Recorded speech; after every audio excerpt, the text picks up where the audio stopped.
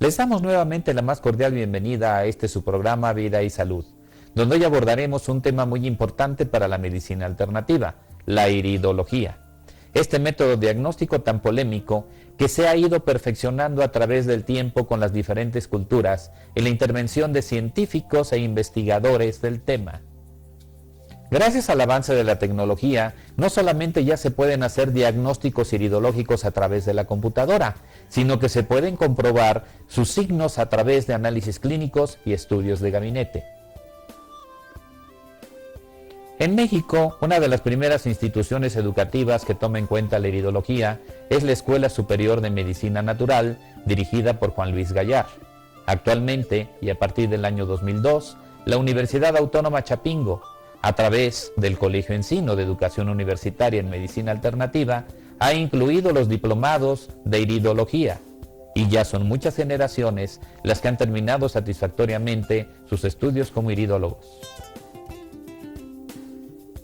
No quiero dejar de mencionar al iridólogo alemán von Bauch, que en estadía en México ha dado cursos y diplomados de psicoiridología, siendo una de las personas más influyentes en nuestro país. Destacando también el músico e iridólogo mexicano Ariel Gusick, con su libro La Iridología, editado por Conaculta. En este programa haremos un recorrido a través del tiempo en un viaje fantástico, desde las culturas más antiguas, como la cultura china y la cultura egipcia, pasando desde la época de los romanos al Renacimiento italiano, y veremos qué concepto tenían del diagnóstico iridológico y cómo se fue conformando esta forma de diagnóstico actual. También estudiaremos un poco lo que es la anatomía y la fisiología del ojo, para poder entender cuáles son sus conexiones cerebrales y cómo éstas están ligadas a los impulsos nerviosos a través de la nutrición sanguínea y los diferentes elementos que intervienen para poder tener un diagnóstico a través de esta pantalla del cerebro que es el iris. También descubriremos cómo la genética es esencial en este diagnóstico y que muchos de los signos iridológicos que vamos a estudiar tienen que ver con una herencia que nos fue dada a través de nuestros progenitores. Sin faltar, por supuesto, el estudio de los principales signos iridológicos, donde sabremos cómo, a través de anillos nerviosos, a través de diferentes colores, formas y estructuras, se pueden establecer diagnósticos y su interpretación correcta. Y por supuesto, conoceremos el iridoscopio, una herramienta útil en los tiempos actuales para el iridólogo, que le permite actuar de una manera más rápida y eficiente. Tenemos muchas cosas muy importantes que aprender el día de hoy. Por favor, quédese con nosotros.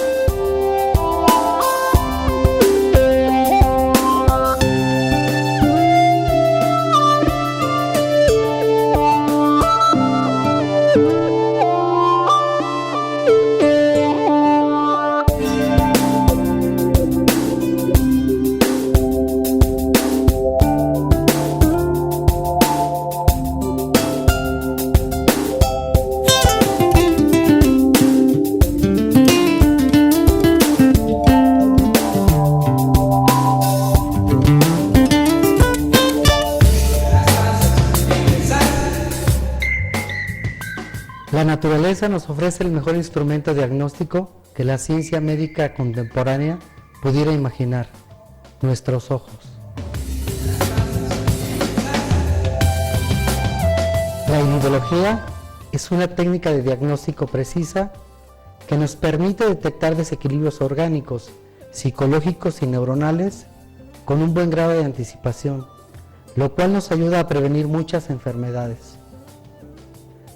La iridología no es una ciencia nueva, ya que los chinos tenían un concepto general del estudio del ojo que hoy conocemos como la fenomenología oftalmotrópica, tal como se muestra en las imágenes tomadas de los primeros textos traducidos al idioma francés.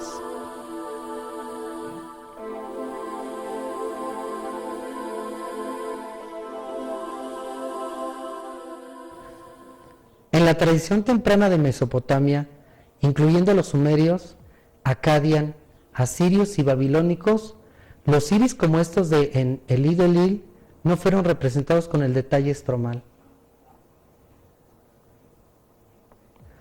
La iridología ya era conocida por los antiguos egipcios, para quienes el ojo y la vista eran tremendamente importantes, ya que formaban parte de las características propias del alma. Se fijaban sobre todo en los cambios que se producen en la coloración del iris, especialmente con las emociones, y aunque no mencionan áreas, ya nos hablan de ellos con sus jeroglíficos. La primera representación pictórica del estroma del iris a detalle, como se conoce hoy, se desenterró en el oasis de Fayoum del Bajo Egipto. De hecho, la primera representación del detalle del iris en una estatua es mucho más vieja que lo que se creía actualmente. En esta figura, los ojos de un viejo escribano del reino transportan un sentido del alma viva y alerta.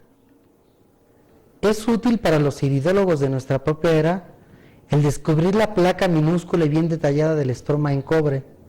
El material transparente que cubría el iris era también delicado y estuvo tallado en cuarzo transparente.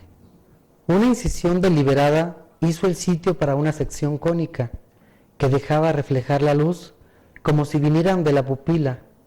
Las viejas tumbas del reino se construyeron de modo que la luz venía del sol hacia el ojo de los difuntos, como se explica en el libro egipcio de los muertos.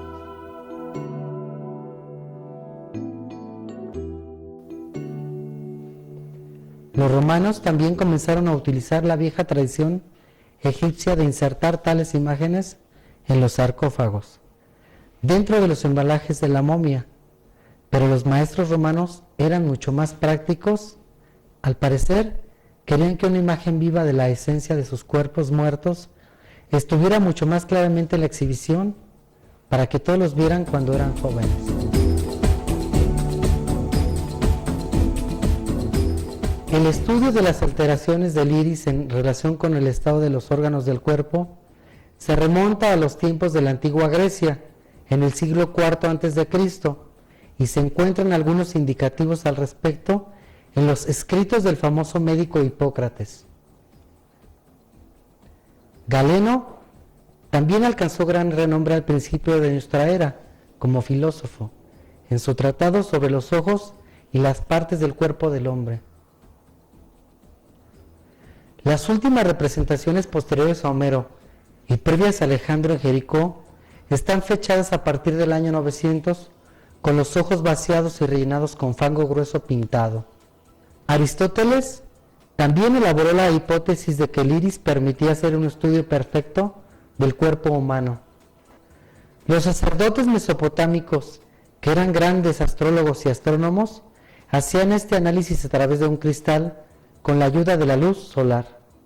Estos antiguos mesopotámicos y caldeos también veían en el iris una proyección de la cúpula estelar, bajo la cual estudiaban las influencias constitucionales que enmarcaban al hombre en su entorno natal, según la fecha, lugar y hora de nacimiento. Cada individuo recibió un órgano débil y otro fuerte.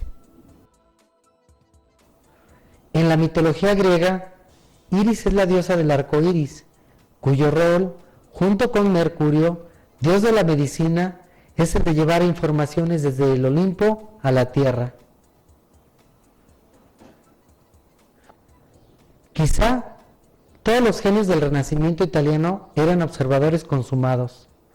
Ciertamente, ellos también eran los técnicos perfectos y los iniciadores del conocimiento universal del hombre. Tal vez es Rafael Sanzio quien mejor representó los mapas del iris a detalle. Todos estos maestros famosos, Leonardo, Rembrandt, Damascena, mostraron las técnicas de representación de iris de manera exquisita. Hallamos también referencias en la quiromántica médica de Philippus Meyens, publicada en Dresden en 1670. En las obras de Johann Sigmund Helmholtz, Nuremberg, en 1695. Y en El ojo y sus signos de Christian Bartels, publicado en Gotterdam en 1786. Fue redescubierta por el doctor Ignaz von Petzl, nacido en Hungría en el año 1826, quien al tener 11 años intentó ayudarle a una lechuza que entró en su jardín y no podía salir. Durante el rescate le partió accidentalmente una pata. Observó que en la parte inferior del ojo de la lechuza apareció una raya negra. Le vendó la pata para que pudiera restablecerse. Después de algún tiempo la raya negra pasó a ser blanca.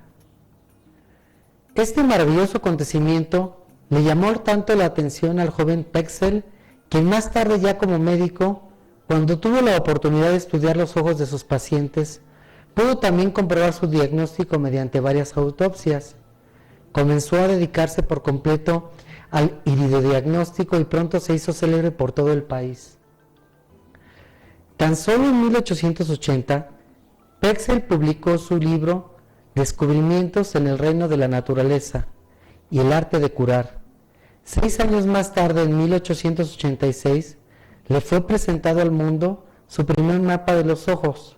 Hoy Pexel es considerado padre moderno de la iridología y sus investigaciones sirvieron de impulso a muchos iridólogos que hoy continúan desarrollando su obra.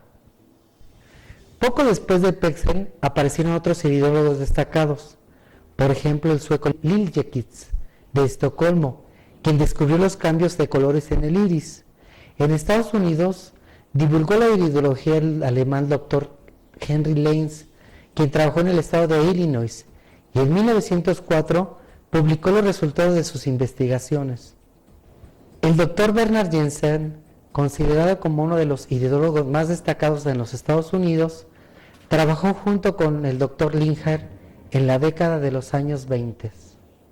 Entre tanto, en Alemania y en otras partes de Europa, la iridología era desarrollada por muy destacados representantes de este método, como fueron el Dr. Rudolf Schnabel, Joseph Anger, Theodor Krieg y Joseph Beck, quienes contribuyeron en gran medida a la divulgación de esta disciplina.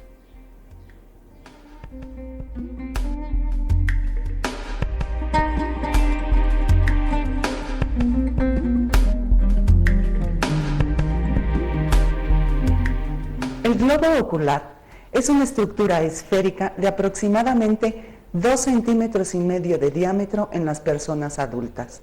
En realidad, solo podemos ver una sexta parte del globo. Las partes más importantes del ojo son córnea, esclerótica, pupila, iris, cristalino y retina. La esclerótica o blanco del ojo es una capa fibrosa que protege al ojo del exterior y a la vez le da forma.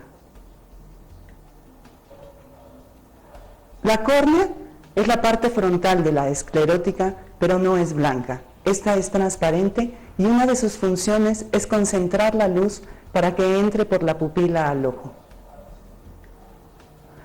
La pupila en realidad no es una parte. Es un agujero que permite la entrada de la luz para que ésta llegue a la retina. El cristalino es una lente flexible. Cambia su forma de acuerdo a los requerimientos de enfoque del ojo. Cuando la persona mira a un objeto distante, toma una forma, y cuando mira a un objeto cercano, el cristalino toma otra. Esto se hace por medio de los músculos ciliares que están conectados directamente con el cristalino. La retina es una capa delgada que se encuentra en el fondo del ojo por su parte interna. Su función es la de recibir la luz que proyectan la córnea y el cristalino. La luz proyectada por la córnea y el cristalino llega a la retina, en la que es recibida por unas células llamadas bastones y conos. La función de los conos y los bastones, al trabajar en conjunto, es enviar señales nerviosas por medio del nervio óptico hacia el cerebro para que éste, a su vez, convierta estas señales en imágenes. El globo ocular, en su parte visible, está cubierto por una membrana muy delgada llamada conjuntiva. La conjuntiva va desde el principio de la córnea hasta la terminación de los párpados por su parte interna. Su función es la de proteger al ojo de los agentes externos. El globo ocular, para conservar su forma, también tiene en su interior un líquido llamado humor vítreo. El humor vítreo es una sustancia líquido-gelatinosa que se encuentra entre el cristalino y la retina. Esta sustancia, por ser espesa pero transparente, da forma al ojo y evita que éste colapse. El humor acuoso es una sustancia líquida que se encuentra entre la córnea y el cristalino y permite que la luz sea reflejada y refractada. Los párpados son la protección más externa del ojo. Son dos pliegues musculomembranosos que al moverse sobre el ojo lo mantienen lubricado y evitan que éste sea agredido por agentes externos como polvo, humo y luz excesiva del sol. En el extremo de los párpados se encuentran las pestañas. Las pestañas son vellosidades que se encuentran distribuidas a lo largo de todo el párpado. En el párpado superior, estas vellosidades tienen una curvatura hacia arriba y en el párpado inferior su curvatura es hacia abajo.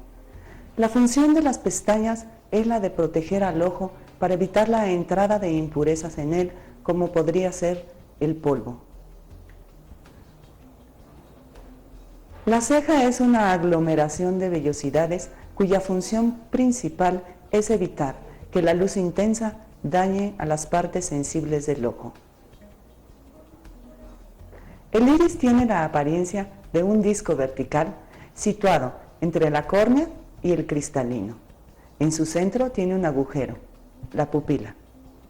Dentro del sistema visual, el iris tiene la función de regular la cantidad de luz que entra al ojo por medio de la contracción o expansión de la pupila. La irrigación sanguínea del iris es muy rica y compleja y es la que tiene la responsabilidad de propiciar cambios apreciables en el iris cuando la misma se encuentra modificada. El iris está conectado directamente con el sistema nervioso central a través de sus ramas simpática y parasimpática y por el nervio trigémino. Los tres están relacionados con el encéfalo a través de las fibras nerviosas provenientes de los nervios ópticos, el tálamo óptico y el cordón espinal, que reciben impresiones y están conectadas con todos los órganos y sistema nervioso del cuerpo, por lo que estas intrincadas conexiones son capaces de reproducir todos los cambios de los tejidos corporales expresados en una correlación específica con las partes del iris, puntualizando que los filamentos nerviosos tienen una comunicación directa con el ganglio cervical del sistema nervioso simpático, que forman una red compleja sobre la superficie del iris, por lo que diremos que la iridología está referida como un sistema neuroreflexológico. Las irregularidades del iris son causadas por impulsos nerviosos anormales que lanzan a las fibras nerviosas fuera de su alineación. Las manchas de coloración son creadas por el transporte interno de los pigmentos y sus depósitos en las capas de la superficie del iris a través de la circulación capilar. Los signos oscuros de la condición crónica son creados por la atrofia y los tejidos muertos de nervios y fibras musculares de la superficie del iris. Cualquier anormalidad en la bioquímica del cuerpo puede alterar el proceso del reemplazo constante para mantener la coloración del ojo. Como ejemplo de ello, están las investigaciones que han observado manchas de coloración en el iris causadas por ciertos agentes químicos inyectados en la sangre. Se dice que el iris absorbe y retiene sustancias químicas.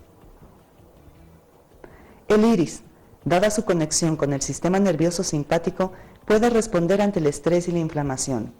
Así, una seria lesión puede liberar ácidos grasos en el iris, causando que las fibras se aparten. Estas alteraciones son reflejadas en la pigmentación normal o en la uniformidad de las fibras.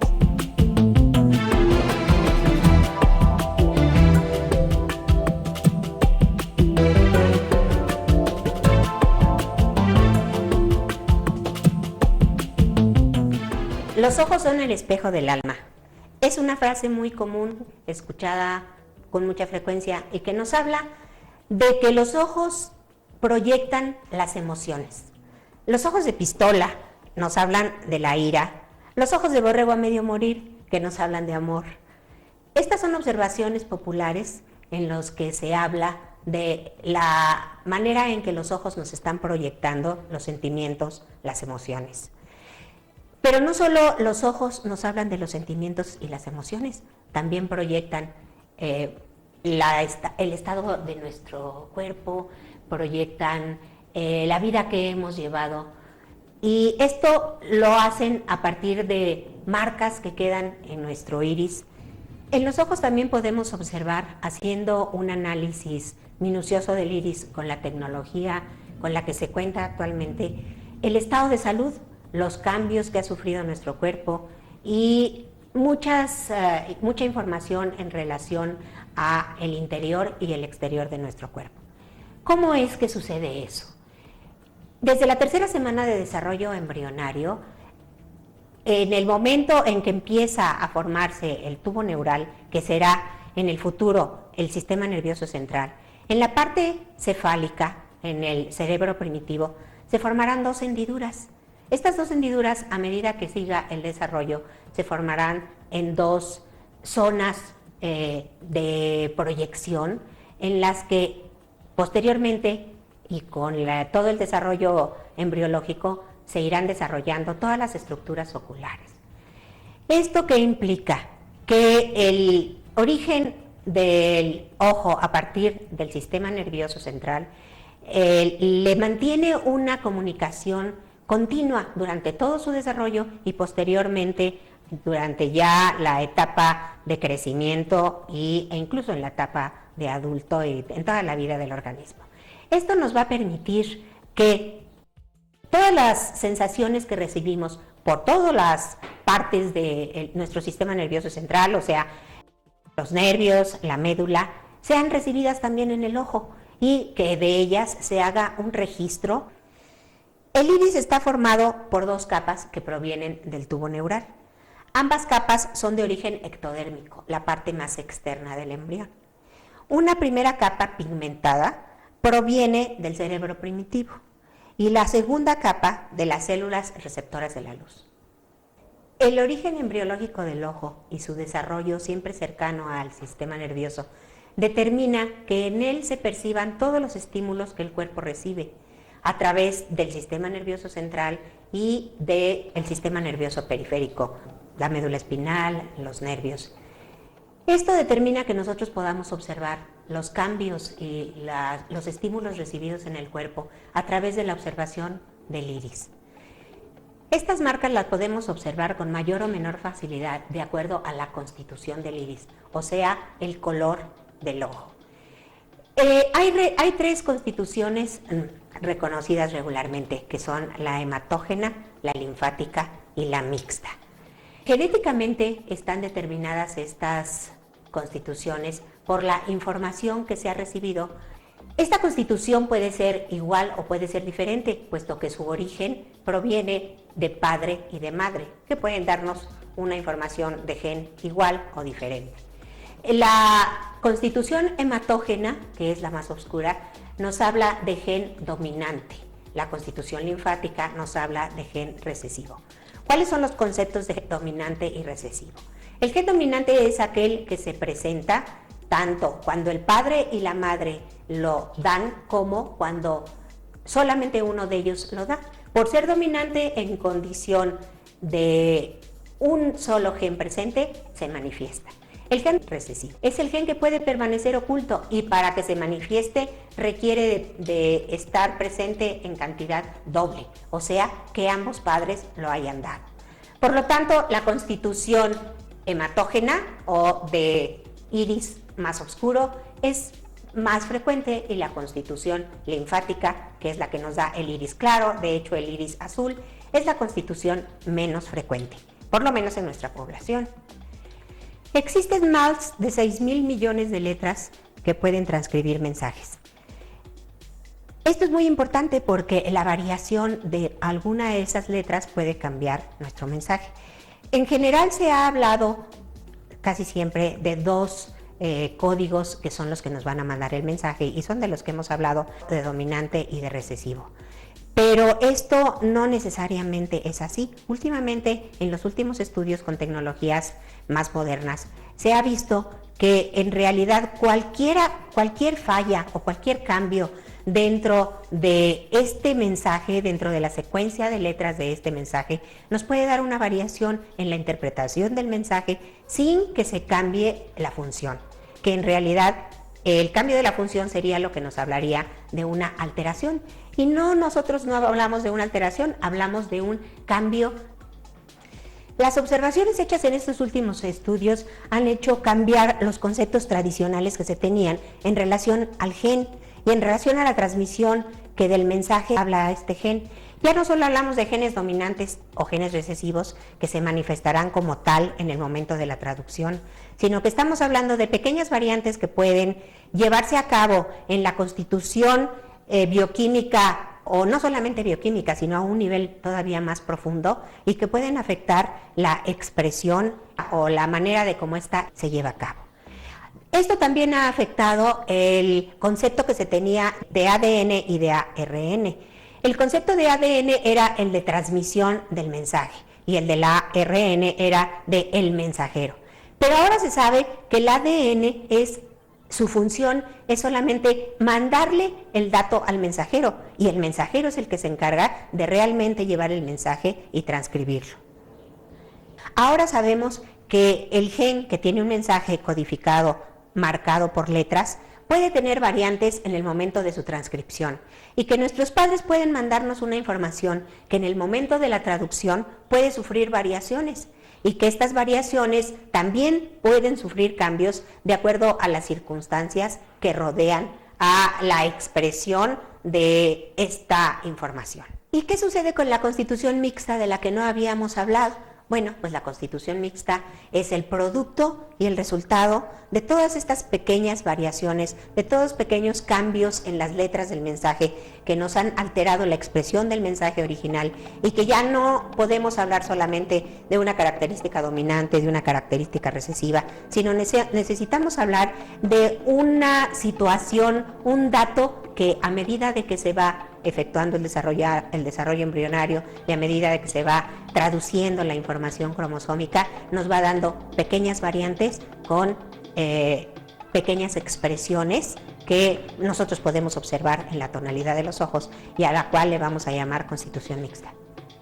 Se ha llegado a la conclusión de que en las células más complicadas, en las células de los seres más evolucionados, por la mayor cantidad de información genética, de información hereditaria y por lo tanto de unidades de transcripción, ya no es la dependencia de una información solo por una unidad de transcripción, sino que serán varias las unidades de transcripción involucradas y por lo tanto será mayor la posibilidad de que estos pequeños cambios que hemos hablado, en donde hay variedades en la expresión o fenotipo, pero que no alteran la función, se presenten.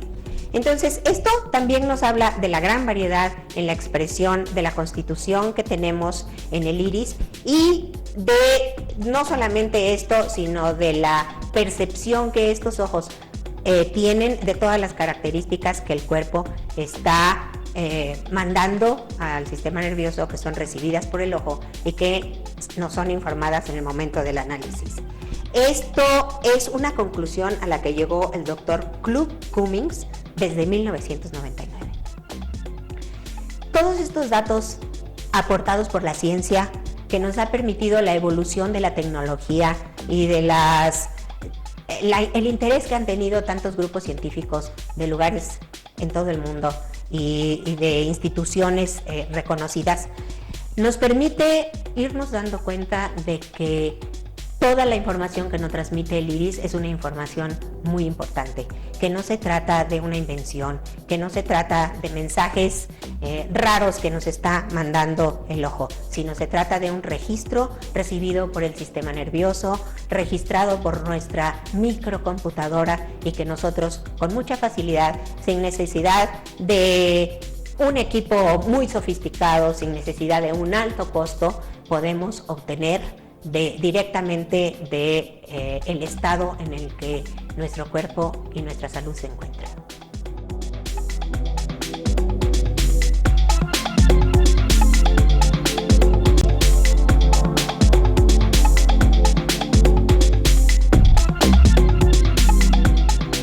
El primer signo iridológico que debemos considerar es aquel que se refiere a las constituciones del iris, el cual puede ser linfática, hematógena o mixta. El color del iris es indicativo de las tendencias hereditarias sobre la pureza o la impureza de los humores corporales, de tal forma que cada grupo constitucional presenta una tendencia distinta a enfermar e incluso a sanar. En el caso de la constitución hematógena pigmentaria, son personas con propensión a las enfermedades vasculares por viscosidad de la sangre, presentan desórdenes glandulares y tendencia a desarrollar enfermedades de tipo nervioso. En caso de la constitución linfática fibral, va a presentar problemas con los mecanismos de defensa, desarrollará incapacidad para desechar toxinas y presentará mucha acidez en todo el organismo. Sus enfermedades más frecuentes corresponderán a aquellas que son reactivas como inflamaciones o alergias. En el caso de la constitución mixta, por tener rasgos de las dos constituciones anteriores, tanto linfática como hematógena, presentará también enfermedades referentes a la linfa y a la sangre. Sin embargo, de todos estos grupos, la constitución mixta es aquella con mayor debilidad orgánica.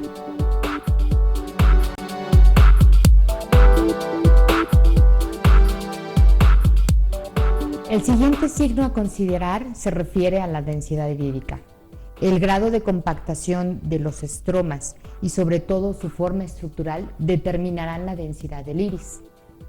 Cuando el espacio entre los estromas se encuentra muy compacto, entonces hablaremos de una buena densidad irídica. En caso contrario, si se encuentra muy abierto y las fibras deformadas, estaremos hablando de una densidad irídica deficiente. Las diferentes densidades irídicas se han categorizado en escala del 1 al 6, donde un iris de buena contextura y sin irregularidades en sus estromas corresponde con una constitución orgánica fuerte, entonces pertenecerá a la categoría 1. En caso contrario, cuando la densidad del iris es deficiente, los estromas son desiguales y su disposición anormal, pertenecerá a la categoría 6, correspondiente a una constitución orgánica débil. La densidad irídica es un signo que es genéticamente heredado, por lo cual podemos apreciarlo desde edades muy tempranas.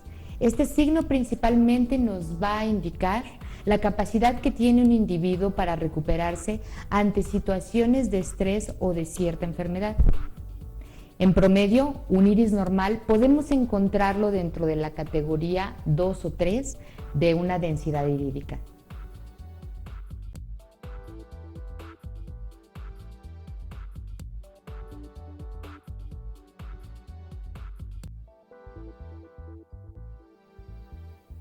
Los anillos nerviosos son un signo iridológico que se forman a partir del encorvamiento de las fibras irídicas. Este encorvamiento va a ocasionar una abertura a manera de ranura en la textura irídica. Este signo iridológico puede aparecer en cualquier parte de la circunferencia del iris, sin embargo, lo vamos a encontrar a manera de pequeños arcos o segmentos de una circunferencia a lo largo de este. Lo vamos a encontrar también de forma agrupada, y estos grupos van a estar de manera concéntrica a la pupila. Este signo principalmente lo vamos a encontrar en el área ciliar, pero en ocasiones puede presentarse dentro del área gástrica, haciendo referencia a una indigestión nerviosa. Este signo iridológico comúnmente aparece como consecuencia del estado emocional del paciente. Sin embargo, en ciertos casos, puede hablar de una disfunción orgánica ocasionada por una hipertensión de algún órgano o sistema. El origen de los anillos nerviosos lo podemos encontrar en diferentes afecciones como el dolor, la tensión nerviosa, ansiedad, estrés, irritabilidad física, perturbaciones de carácter mental y desequilibrio orgánico. La presencia de 2, 3 o más anillos nerviosos nos puede hablar de un alto grado de estrés, y para valorarlos debemos tomar en cuenta el lugar donde inicia el anillo, dónde termina y el área donde se encuentra insertada para poder determinar los órganos a los cuales se está afectando. Anillos nerviosos muy blancos nos indican estrés excesivo, irritación o hiperactividad nerviosa. Y si estos anillos se encuentran engrosados, nos indica que el paciente debe de tomar un periodo de descanso que le sirva para la eliminación de estas irritaciones. Aunque este signo iridológico se encuentra en la mayoría de las personas, no necesariamente indica un estado de enfermedad, a menos que se encuentre acompañado de otros signos iridológicos de mayor importancia.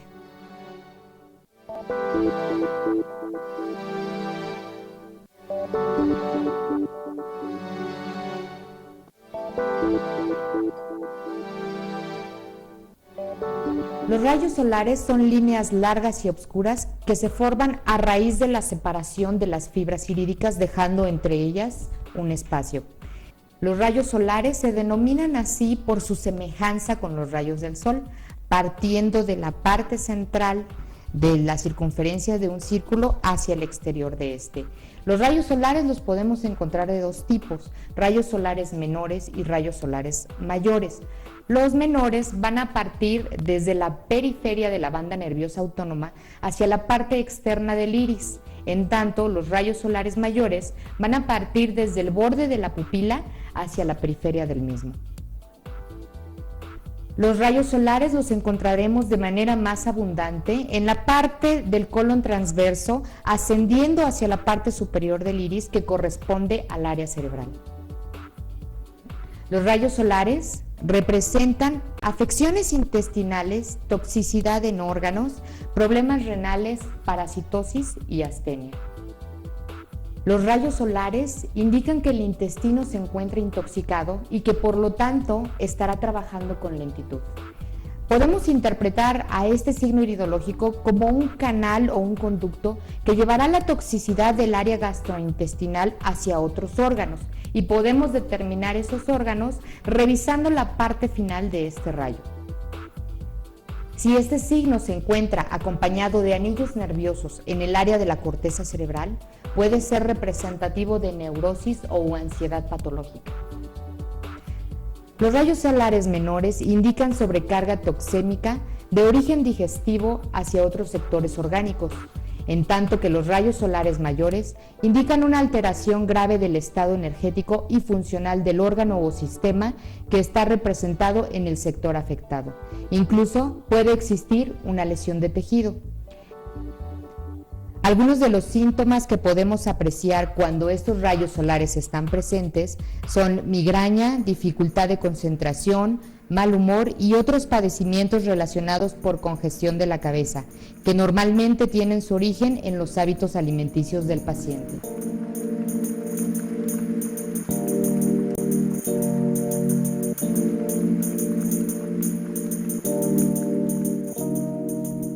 El borde de costra es un anillo oscuro que aparece sobre la sexta pequeña zona correspondiente al área de la piel y que se va a ir expandiendo por dentro del iris hacia la pupila. Este signo iridológico puede aparecer a lo largo del contorno del iris o bien solamente en ciertas zonas, y entonces tendremos que determinar, de acuerdo al lugar donde aparece, la zona que está afectando. Se cree que el borde de costra aparece con mayor facilidad cuando la piel es genéticamente débil o cuando sus eliminaciones naturales, como el caso de la sudación, se ve suprimida por antitranspirantes, o bien en el caso de alguna enfermedad cuando las erupciones naturales también son bloqueadas. Se puede decir que el borde de costra es normal en tanto no sobrepase la zona circular linfática. En cuanto a su valoración por el color, debemos tomar en cuenta que este signo se va a mostrar más oscuro en los iris que son linfáticos y por lo tanto podemos confundirlo un poco en aquellos iris que son hematógenos. Cuando el borde de costra es muy oscuro, es señal de una piel subactiva que presenta un déficit de sus funciones de circulación o eliminación, por lo que drena con lentitud y hace que materias tóxicas y desechos metabólicos se acumulen allí. Las áreas más oscuras o más anchas del borde de costra nos indican una disfunción por acumulación tóxica. Entonces vamos a localizar en qué parte se encuentran dichas áreas para determinar los órganos que están siendo afectados. Cuando este signo iridológico se presenta completo alrededor de todo el iris, esta característica aunada a su grosor nos va a hablar de un envejecimiento del organismo.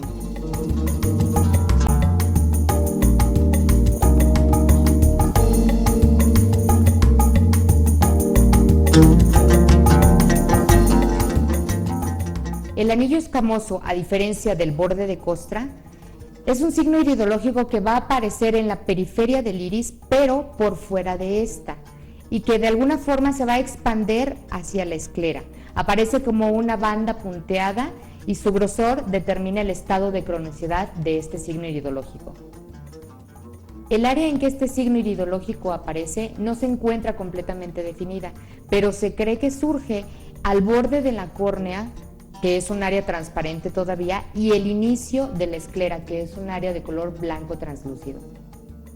Esta banda escamosa la podemos encontrar a lo largo de todo el contorno del iris o bien solo en partes de este. El borde escamoso refleja el estado de las funciones de la piel con respecto a la eliminación de las toxinas. Sin embargo, principalmente refleja un grado de intoxicación con respecto a drogas o diferentes medicamentos, como pueden ser pinturas, solventes, fijadores o gases químicos.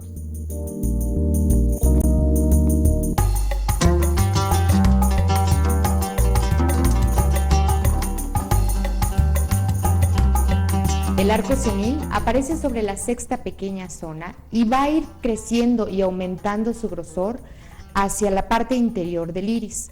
Sin embargo, este no va a formar parte del iris y por supuesto tampoco va a tocar las fibras irídicas. El arco senil es un tejido de transición entre la transparencia de la córnea y la opacidad blanca de la esclera, que generalmente se origina en el área del sistema circulatorio y linfático y crece como si fuera una continuación de la esclera. Tiene la apariencia de un arco y su color puede ser blanco, amarillo o blanco azuloso. El arco senil indica anemia cerebral ocasionada por la falta de oxigenación en la sangre y por la deficiente circulación de la misma.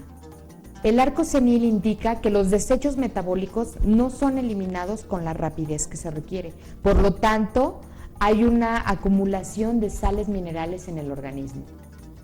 El arco senil generalmente es interpretado como un signo de senectud. Sin embargo, si este se presenta en adolescentes y adultos, podríamos estar hablando de un envejecimiento tisular prematuro. La aparición de este signo es poco probable en el área temporal o nasal del iris. Es más probable encontrarlo en la parte inferior del iris. Si este signo se encuentra en la parte inferior del iris, podríamos hablar de una deficiente circulación periférica, lo cual produce una anemia en las extremidades. Así como en otros signos iridológicos, el grosor y el color de este signo nos van a determinar el grado de salud o de enfermedad del paciente.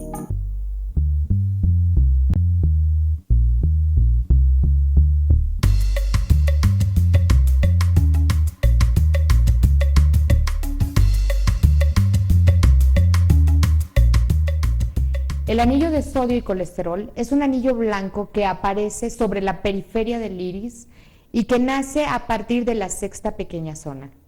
Se aprecia como una acumulación de lípidos a lo largo de toda la circunferencia del borde de la córnea. Aparenta ser una extensión de la esclera que ha invadido el borde de la córnea, pero sin tocar el iris. Se presenta en el segmento circular correspondiente al sistema linfático, por lo que se le relaciona con la circulación de los pequeños y medianos vasos sanguíneos. Su grosor varía de acuerdo a la severidad del estado de salud que el paciente presenta.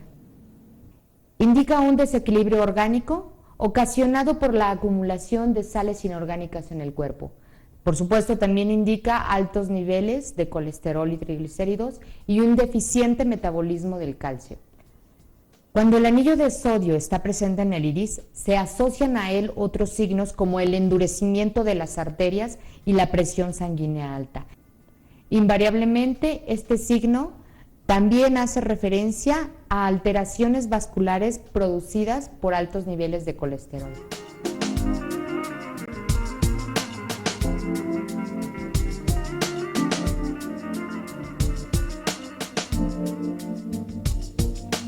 El rosario linfático aparece sobre la sexta pequeña zona, en la penúltima capa que corresponde al área linfática.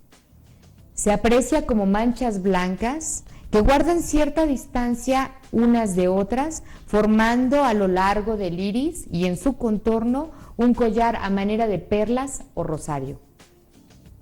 Representa mayormente la congestión del sistema linfático ocasionado por una circulación lenta y la acumulación de desechos tóxicos.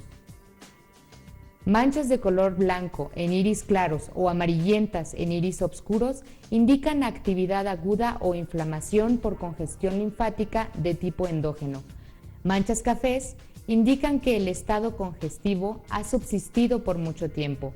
Las manchas del mismo color de la toxemia acumulada en la parte central del iris indican congestión linfática de tipo exógeno. Si se presenta una congestión linfática ocasionada por acumulación de desechos, ya sea flema o mucosidad, esto puede hacer que la resistencia corporal a la tensión y las enfermedades baje y el cuerpo se haga más susceptible a diversos padecimientos. Las anomalías en la circularidad de este signo le confieren un mayor grado de importancia, sea que se presenten como ovalizaciones, irregularidades o descentramientos.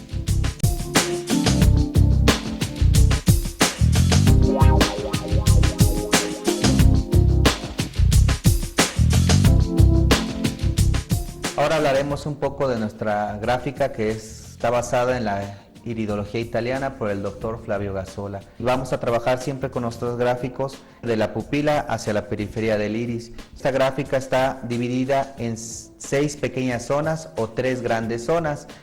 Por mencionar algunas, encontraremos primero en la primera pequeña zona lo que es el área del estómago. En la segunda pequeña zona encontraremos el área de los intestinos.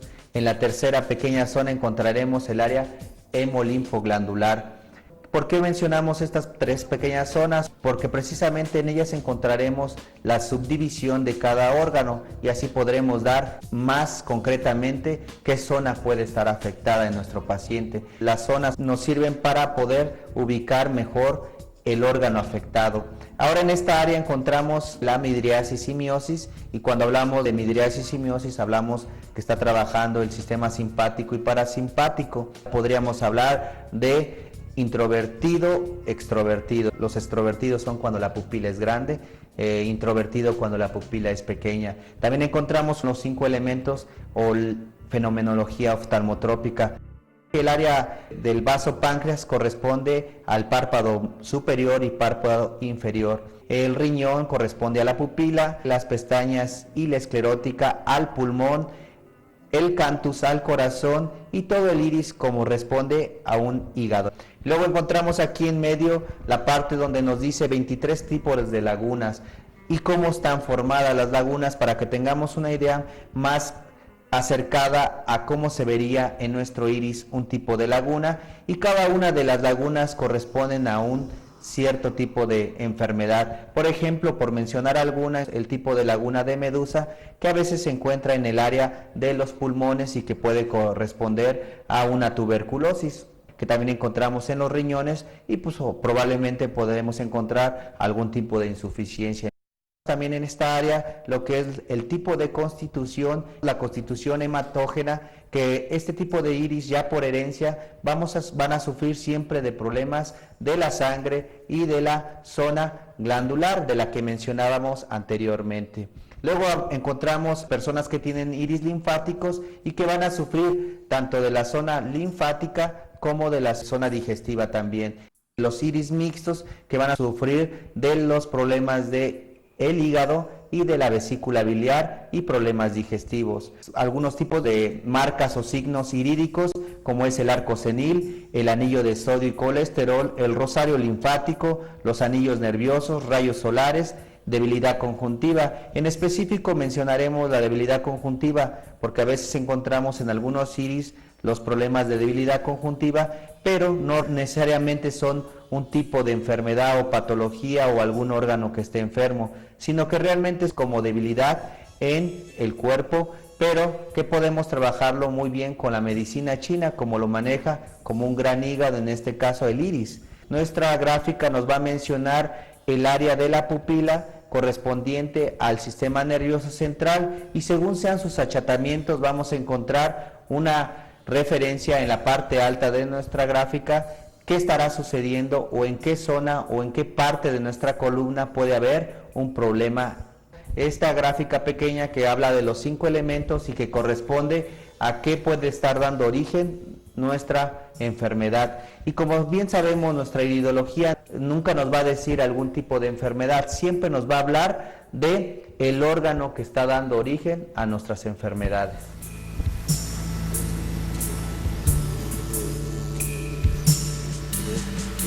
Bueno, aquí tenemos lo que es el iridoscopio que estamos trabajando en este momento y que queremos demostrarles cómo el iridoscopio solamente cuenta con 3 partes que vamos a utilizar. En este caso tenemos lo que es el lente con una resolución de 30x, con el cual vamos a empezar a hacer nuestras tomas de nuestro iris. El acomodo de nuestro lente es muy fácil, cuenta con una perilla de regulación, 2 focos. Con 2 botones que manejamos podemos quitar foco derecho o foco izquierdo. El Hansen es muy sencillo de manejar para las mejores tomas de nuestro paciente. La base que cuenta con 2 entradas para poder guardar nuestros lentes porque podemos ampliar lo que es el iridoscopio con un lente de piel o de cabello. Tenemos la base que solamente cuenta con 2 entradas, la del Hansen y la que va a la corriente o la del USB. El iridoscopio realmente es muy sencillo de manejar, con el cual podemos trabajar y el software que es de un manejo muy sencillo y para que podamos llevar un historial de nuestro paciente y podamos comparar los mismos iris, ojo izquierdo, ojo derecho, y que con el cual vamos a poder saber si realmente nuestro paciente ha adquirido o ha heredado ciertas patologías. Y solamente la empresa El Mida Natural se ha dedicado a distribuir este iridoscopio para poder hacer un buen uso en la iridología y un correcto análisis con nuestro sistema.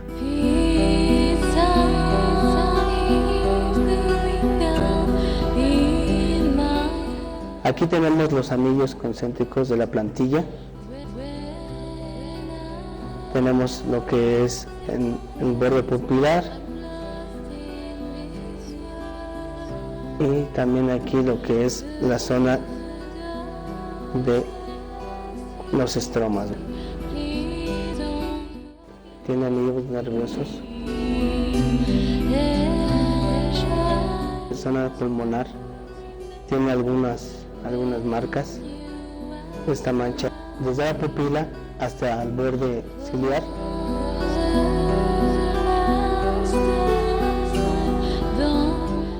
También tenemos aquí un iris mixto, que de igual manera vamos a hacer su análisis con la plantilla y vemos que bueno, este iris es una densidad 6 y también podemos ver lo que es la pupila, que bueno, nos determina ciertas marcas emocionales y ciertos problemas digestivos.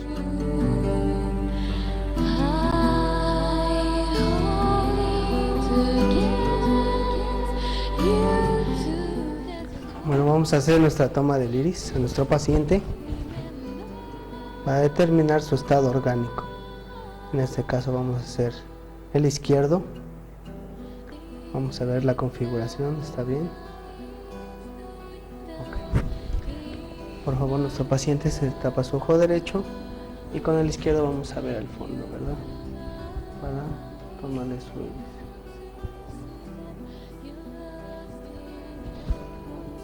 Le decimos a nuestro paciente que abra grande el ojo, por favor. Vamos a ver tantito.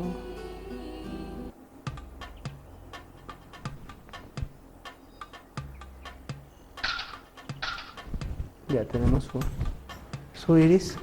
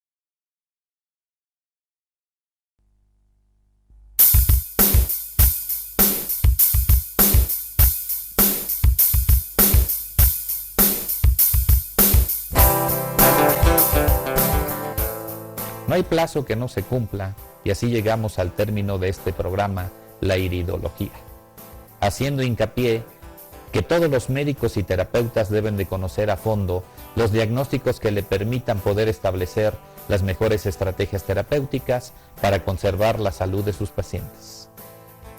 Esperamos que este programa haya sido de su agrado.